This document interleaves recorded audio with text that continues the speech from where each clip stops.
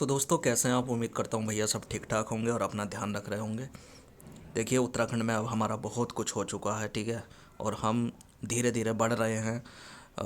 मैं दो किताबों को अभी साथ में लेकर चल रहा हूँ और 5-6 दिन में उन दो किताब में से भी जितना इम्पोर्टेंट होगा वो मैं सारा ख़त्म कर दूँगा, ठीक है। तो इस वीडियो में हम पढ़ेंगे। ऐसा नहीं है कि मैं वीडियो, जब मेरी वीडियो अपलोड होती है ना तो समझ लो जस्ट मैं बनाता हूँ अपलोड कर देता हूँ। अभी बना रहा हूँ, अभी अपलोड कर दूँगा, ठीक है। ऐसा नहीं होता कि मैं बना कर रख लेता हूँ, हाथों हाथ बनाता हूँ हाथों हाथ अपलोड, ठीक है। हाँ, तो इस वीडियो में हम पढ़ेंगे बलोदी, जो बुक है राजेंद्र बलोदी की किताब आती है उत्तराखंड ज्ञान कोश। उसमें अखाड़ों के बारे में जानकारी दी गई है। जैसे उत्तराखंड वैसे देवभूमि कहा जाता है तो वहाँ अखाड़े भी हैं, ठीक है। तो अखाड़े का क्वेश्चन आ सकता है। अभी तक आया नहीं है लेकिन आ सकता है, क्योंकि हम कोई भी रिस्क नहीं लेने के। और मेरा जो टारगेट रहेगा वो टारगेट यही रहेगा कि सिलेबस पहले ही कंप्लीट कर लो और एग्ज़ाम के टाइम में सिर्फ रिवीजन करके आप पेपर देने चले जाओ। आपको जो मेहनत करनी है, ध्यान रखना, मैं क्या बता रहा हूँ, एग्ज़ाम के टाइम में जो 15-20 दिन का टाइम होता है उसमें रिवीजन करा जाता है, ना कि कुछ नया पढ़ा जाता है। जितना नया पढ़ना है अभी पढ़ना है, ठीक है। तो चलिए इस वीडियो में हम चर्चा करेंगे अखाड़ों के बारे में कि अखाड़ों का क्या सिस्टम है। आपने नाम सुना होगा निर्मोही अखाड़ा या जो भी कुछ है।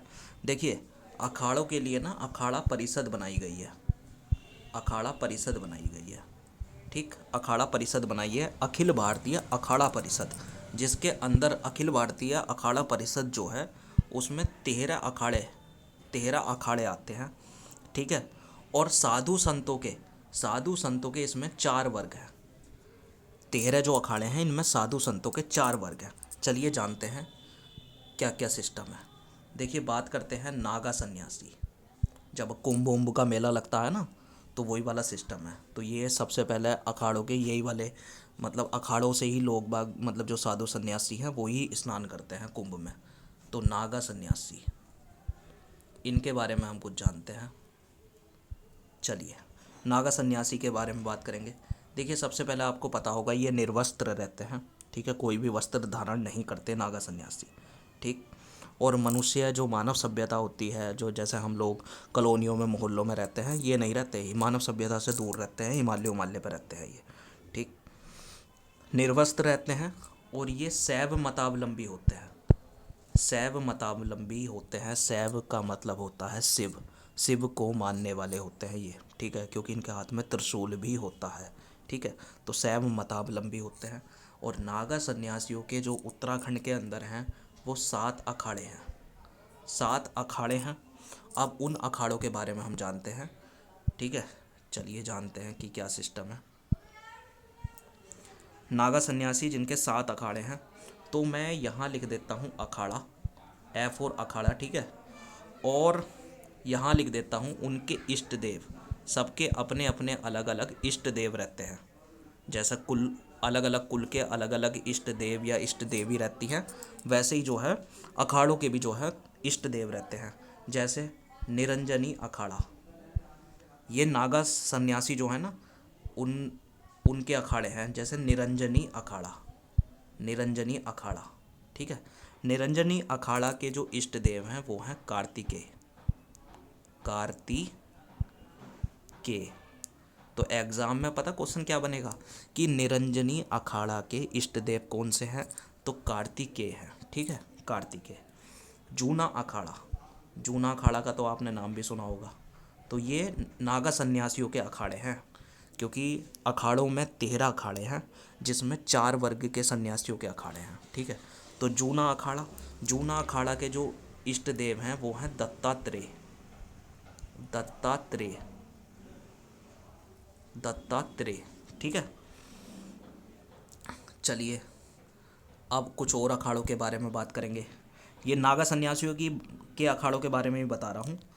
महानिर्वाणी अखाड़ा, महानिर्वाणी, महानिर्वाणी अखाड़ा। और ये जितने भी अखाड़े हैं ये नागा सन्यासियों के अखाड़े हैं। महानिर्वाणी अखाड़ा, इनके जो इष्ट देव हैं, भाई इनके इष्ट देव हैं आपके कपिल। इष्ट देव का क्वेश्चन पूछा जा सकता है, ध्यान रखिएगा। कपिल, कपित नहीं है, कपिल है। वो थोड़ा सा लिखने में दिक्कत हो जाती है जब स्क्रीन पर लिखते हैं, तो कपिल है। महानिर्वाणी जो अखाड़ा है वो कपिल है। अब बात करेंगे अटल अखाड़ा। देखिए अटल अखाड़ा जो है उनके हैं इष्ट देव गणेश जी, उनके हैं इष्ट देव गणेश। ठीक है भैया, गणेश। आवाहन अखाड़ा, आवाहन है यो है, आवाहन। आवाहन जो अखाड़ा है उसके इष्ट देव भी आपके गणेश हैं। ठीक। आनंद अखाड़ा, आनंद, आनंद अखाड़ा। तो आनंद अखाड़ा के जो इष्ट देव हैं वो हैं सूर्य। सर्दियों में सूरज के सामने में बैठने में धूप में मज़ा आता है, तो आनंद आता है। तो आनंद जो है इनके इष्ट देव हैं सूर्य भगवान। ठीक। अब एक अखाड़ा और बचा है, पंचाग्नि अखाड़ा। पंचाग्नि, पंचाग्नि, च है यो च। ठीक है, पंचाग्नि। ये रुई से लिखता हूँ मैं, पेन में रुई लगा के ना, तो उससे थोड़ा सा। पंचाग्नि, इनके जो इष्ट देव हैं वो गायत्री हैं। ठीक है, गायत्री। तो ये बात कर रहे थे हम नागा सन्यासी की। एक बार फिर रिपीट करता हूँ कि जो अखिल भारतीय अखाड़ा परिषद है उसमें 13 अखाड़े हैं, जिसमें 4 वर्ग के साधु हैं। पहले वर्ग के नागा सन्यासी जो आपके निर्वस्त होते हैं, शैव मतावलंबी यानी शिव को मानने वाले होते हैं। इनके नागा सन्यासियों के 7 अखाड़े हैं, जो मैंने अभी सारे के सारे बताए और उनके इष्ट देव बताए। तो नागा सन्यासियों के हैं 7 अखाड़े। ठीक है, चलिए अब बात करते हैं। तो जिस तरीके से मैंने बताया, 4 साधु के 4 वर्ग हैं जिसमें 13 अखाड़े हैं, तो नागा सन्यासी कंप्लीट हो गए हमारे। अब आते हैं बैरागी। दूसरे नंबर के साधु होते हैं आपके बैरागी, बैरागी। ठीक है भैया, बैरागी।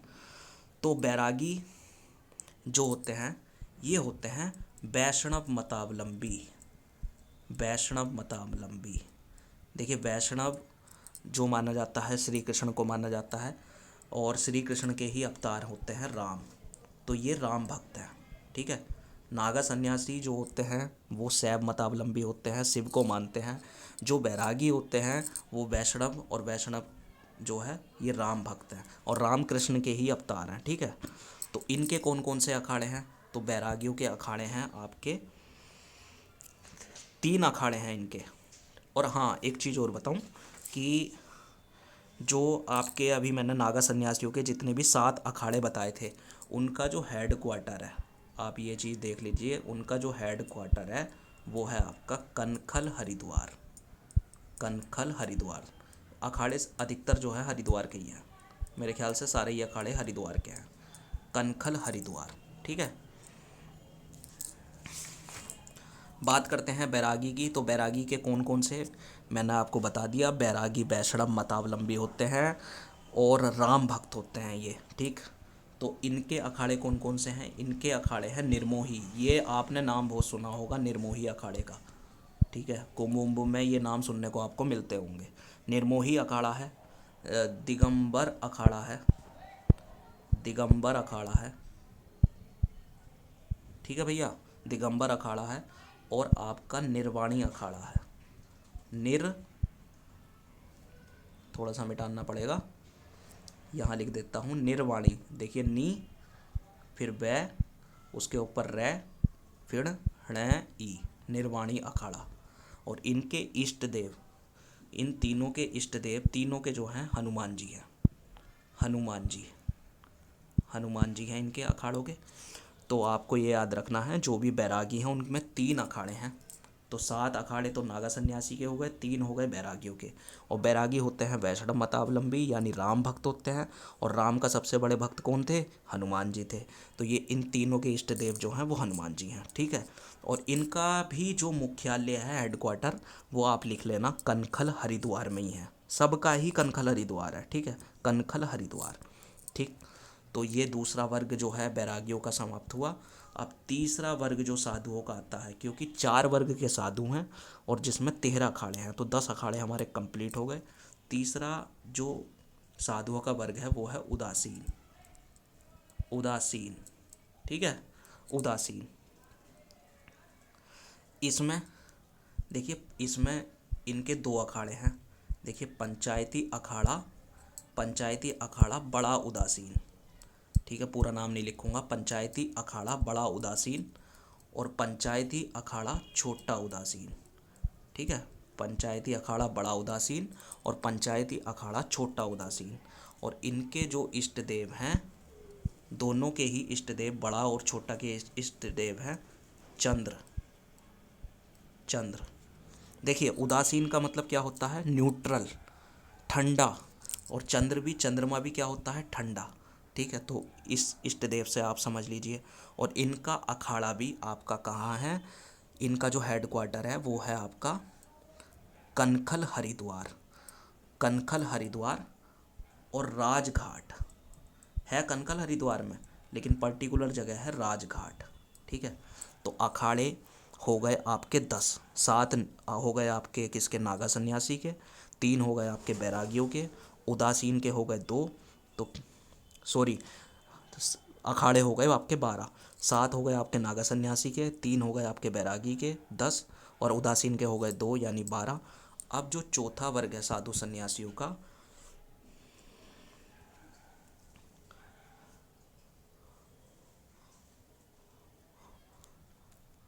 वो निर्मल अखाड़ा है, ठीक है।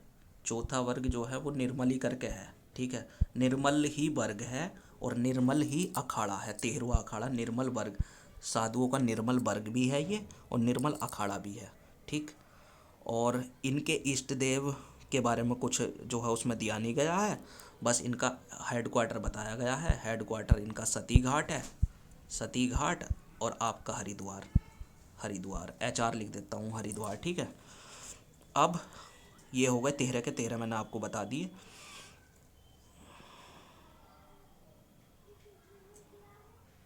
देखिए, जब कुंभ मेला लगता है तो ये आपसे पूछा जा सकता है एग्ज़ाम में। कुंभ मेले में अखाड़ों का क्रम होता है, ऐसा नहीं होता कि पहले तुम स्नान कर लोगे, अखाड़ों का एक क्रम होता है। सबसे पहले निरंजनी अखाड़े के साधु जो है स्नान करते हैं, ये क्रम आप याद कर लो, ये पूछा जा सकता है, निरंजनी। फिर दूसरे नंबर पे स्नान करते हैं आपके जूना, जूना अखाड़े वाले। फिर तीसरे नंबर पे आपके करते हैं महानिर्वाणी, महानिर्वाणी, ठीक है, महानिर्वाणी, ठीक है, थोड़ा सा लिखने में दिक्कत हो रही है। पहले नंबर पर आपके निरंजनी अखाड़े वाले स्नान करेंगे, फिर जूना, फिर महानिर्वाणी। फिर जो बैरागी वर्ग थे, जो बैरागी है, जो बैरागी वर्ग के अखाड़े हैं वो स्नान करेंगे, ठीक। फिर आपके बड़ा उदासीन और छोटा उदासीन, बड़ा उदासीन और छोटा उदासीन आपके स्नान करेंगे। और सबसे लास्ट में करेंगे निर्मल, ठीक है। आप एक बार देखते रहोगे तो हो जाएगा। तो ये अखाड़ों के बारे में जानकारी मैंने दे दी। यहाँ से भविष्य में क्वेश्चन बन सकता है, क्योंकि बलोदी की किताब में इसे काफ़ी डीप में समझाया था। मैंने जितना जितना जो है इम्पोर्टेंट लगा वो मैंने लिख दिया। इससे बाहर क्वेश्चन नहीं आएगा अगर अखाड़ों का क्वेश्चन आएगा तो, ठीक है। चलिए, अब बताओ केशवनंदन त्रिपाठी में है अखाड़े उखाड़े? और जबकि एक बात बताओ, कुंभ मेले में अखाड़े उखाड़ों की जानकारी तो होनी चाहिए, क्वेश्चन आ सकता है इससे, ठीक है। धन्यवाद।